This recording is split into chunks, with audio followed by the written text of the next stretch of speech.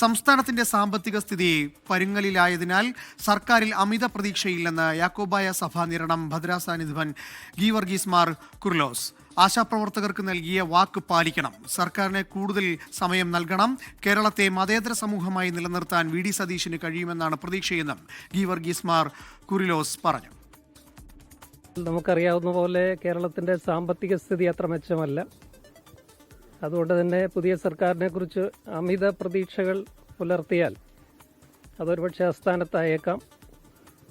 അതുകൊണ്ട് തന്നെ പുതിയ സർക്കാരിന് സമയം നൽകേണ്ടതുണ്ട്. ആശാ വർക്കർമാർക്ക് കൊടുത്ത വാഗ്ദാനം പാലിക്കണം. മതേതരമായി നിലനിൽക്കുവാനായിട്ട് കേരളത്തിന് സാധിക്കുവാനുള്ള എല്ലാ പ്രവർത്തനങ്ങളും അതിന് നേതൃത്വം നൽകുവാൻ സാധിക്കുമെന്ന് ഞാൻ പ്രതീക്ഷിക്കുകയാണ്.